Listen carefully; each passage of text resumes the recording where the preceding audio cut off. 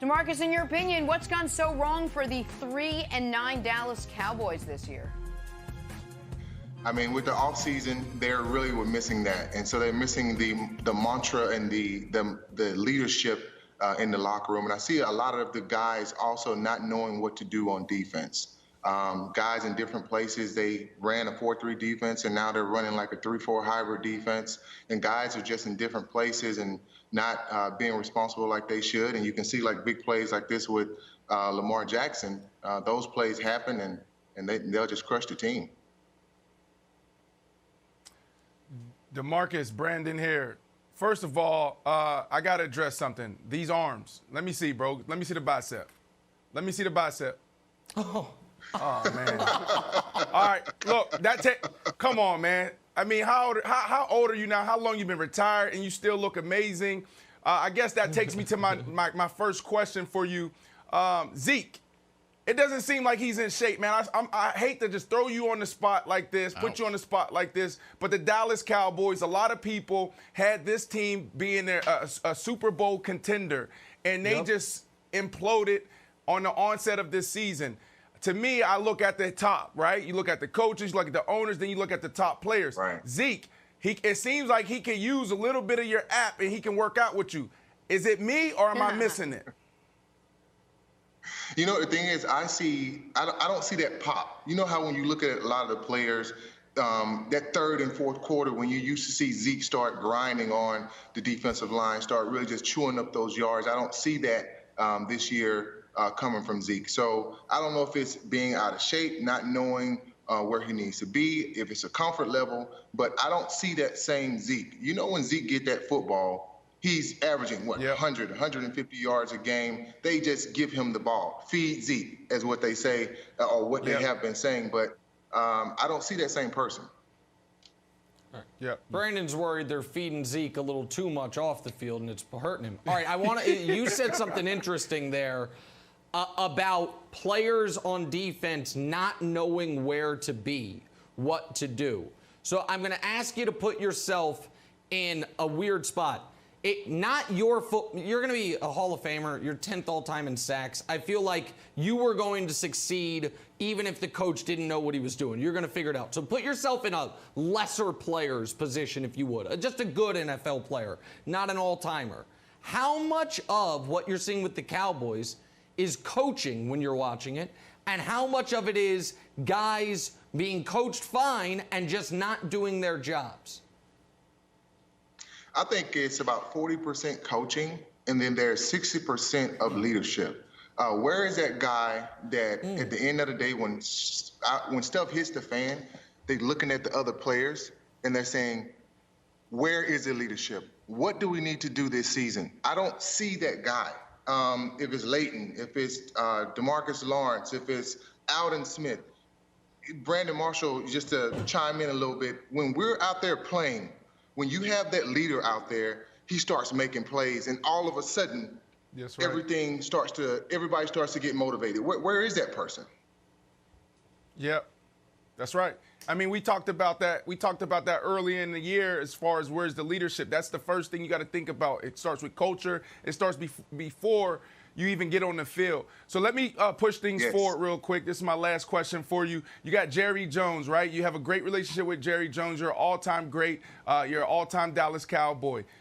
Where does Jerry Jones take this team from here? You have Dak Prescott. You know, do they extend him? Do they not extend him? Where is that leader? Is he going to go get a leader? So I want you to just take us in the thought process of Jerry Jones and how he moves forward. Okay, put it like this. We were 6-4 during the season, and we had a meeting when Jerry Jones came in. And he said, I want you guys to empty the bucket for the Dallas Cowboys. And if you don't do that, there's going to be a lot of changes that are going to happen this season. I'm not talking about the offseason. He was talking about during the season, cutting guys, bringing guys in. And I know that it's going to be swiped out across the board at the end of the season with Jerry Jones. There's going to be a lot of changes on defense. There's going to be a lot of changes on offense because he wants to win. He's a businessman. That's how he's always been. And with that, I don't know what decision they're going to make with Dak, but they're going to have that leader at the quarterback position that comes in and takes over the team. And hopefully that's Dak when he comes back. But I'm waiting to see. What would you myself. do with Dak? What would you do with Dak? I would actually bring Dak in and being the owner, seeing where he fits in the offense. Let's say this crazy catastrophic injury, I want to actually test him out, see if he's that same guy. If he's not that same guy, I would still sign him, to be honest with you. I wouldn't sign him to that amount of money that he should have gotten a long time ago, because guess what? I got to worry about the team. But I am going to make sure I take care of my guy because he's been there with me year after year after year. But I also got to bring somebody in that's going to be able to impact the team right now. I do agree this Cowboys team definitely needs some semblance of a reset once Dak gets back. Let's talk a little Tom Brady, DeMarcus. You won Super Bowl 50 with the Broncos with a 39-year-old Peyton Manning under center. Bucs hoping for similar success with their 43-year-old GOAT quarterback. Could you see the Bucs and Tom Brady winning it all this year? Can't wait to hear this.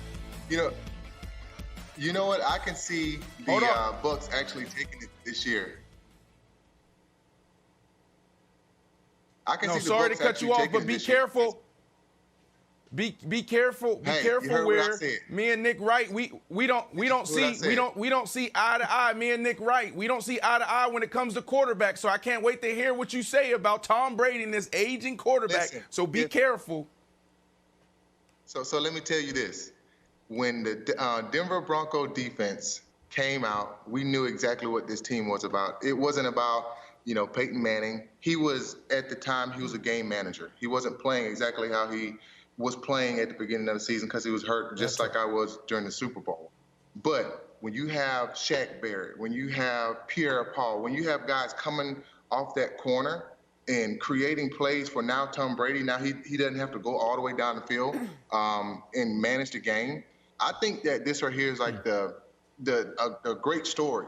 With Tom Brady going down there, the defense is really holding him up. That's the way I feel, and he's managing the game like he should. So I feel like this is a Super Bowl contender for sure. So I want to say something nice about Brady here, and it relates to Peyton Manning in 5 years ago, that Super Bowl win. Because Brady's having a down year by his standards, but Peyton's numbers that year were ludicrous. He had 9 touchdowns, he had 17 picks. I think he had a 69 passer rating. But you could see in the playoff run, he still knew what plays to get into. His brain hadn't atrophied. He knew what he was trying to do. And I think he was I'm being totally serious. I'm not being a smart aleck here. I think he was an asset to you guys. You guys would not have won if you stuck with Brock Osweiler. As great as the defense was, I really believe that.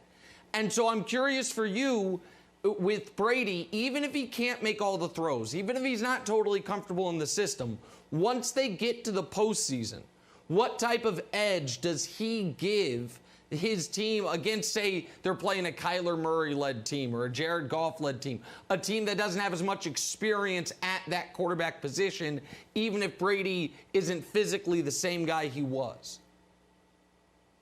I mean, just like you said, experience. Brady's won multiple Super Bowls. He's been in the playoffs. And so now you have like the perfect game manager that can go in there and not, have turnovers, that can manage the game.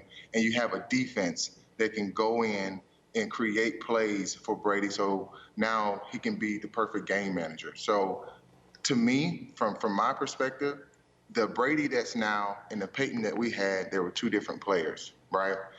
Peyton went in, he was hurt. Brady's not hurt right now. Both of them were great game managers, but the defense is the key to winning this Super Bowl. So I think that it is what it is right now. Thanks for watching. Subscribe here to get the latest from the show. Also, be sure to check out more of the best clips from First Things First, or go watch a few segments from our other shows on FS1.